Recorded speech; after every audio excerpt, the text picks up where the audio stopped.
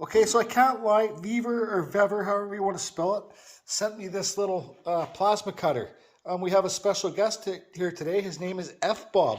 Hi, F. Bob. Hello everybody. What do you want to say to us today? I just want to say it comes with a neat little feature. If you don't have a 240 welding plug, then it has an adapter for household plug for power. Great job, Bob. So what we're going to do today, I'm not going to go over all the specs with everybody, but they give you this thing here, this gauge thing. They give you some of this air hose, and they give you the clamps to connect the air hose because you need an air compressor when you use this. And here's some extra of the air hose. They come with the ground. I will say about this, I did do some stuff yesterday just to practice. It does give you like the width that they give you. So here's the whip, here's your plasma cutter. It's like at least 12 feet long, so that's pretty good. And they got the industrial thing on the outside, right, Bob? Yeah. And so what I'm going to do today, I'm going to show you guys. This is just sheet metal. I cut a little silly Christmas tree there, and I cut some flames. Where's that wood spirit? Stand by. We got over here. We got Bob's. We call this Jesus. So there's Bob's Jesus. Well, I tried to make it Bob, but it's Jesus. So Bob's Jesus today.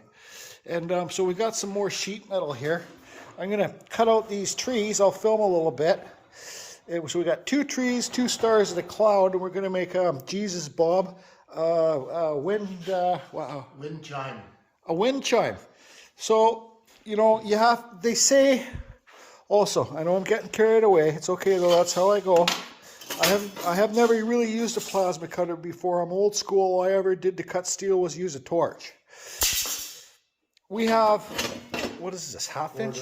We have 1/4-inch steel. We tried the plasma cutter on that. You know, with this plasma cutter, you're not going to build a bridge or a side skyscraper. It's more for like a hobbyist. Yeah. It's more for like a hobbyist. That's why I'm going to make this wind chime thing. And but we did have some thinner steel. Bob charged me $400 for this piece of steel to make this video. Per foot. So I'll pay him later. But it cuts through this 1/8 stuff, no problem. So it's going to be a little bit loud. I got to hook up the ground to the steel. We got to hook up here's the air line. One thing that Bob did charge me for that the kit does not come with is your connector to hook it up to.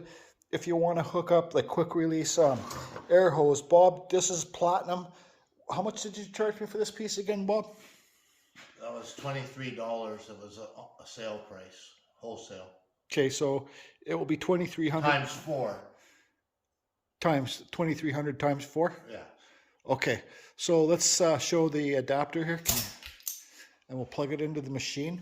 They do suggest, so one thing before I get too carried away, they give you instructions, the machine, to what to set it at. This is just like this is what I'm going to say, a welding machine. Every single welding machine has their own mines. So it's going to take you a while to find the right proper air pressure and the proper temperature for different types of steel. So the more that you mess with something like this, the better you're going to get. And we'll hook it up, Bobby. Very simple. So thanks, Bob. So the system has air. We're just going to turn it on. Okay, it's got a digital readout in the front. Plug it in, Jordan. Oh, it's not plugged in. Stand by. Luckily enough, Bob has 240 power hooked up here, so we're running it on 240. But like I said, this unit, you can plug it right into your wall in your garage, but don't start any fires. And so what I'm going to do is I'm going to take a couple little slices off this 1/8 inch steel, just to show you guys cut through there. Then we'll make the wind chime thing. And I think I've got that all covered.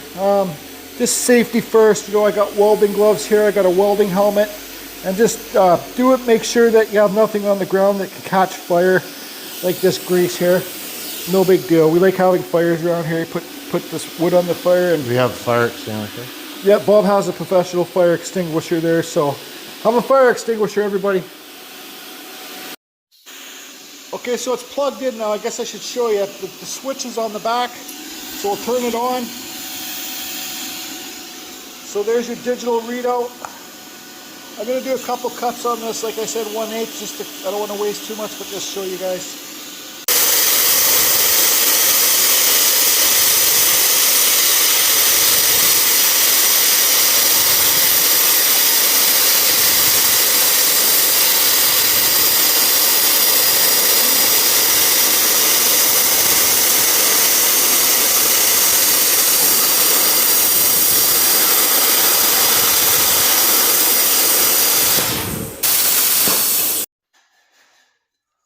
Okay, so there's one of the stars I cut out.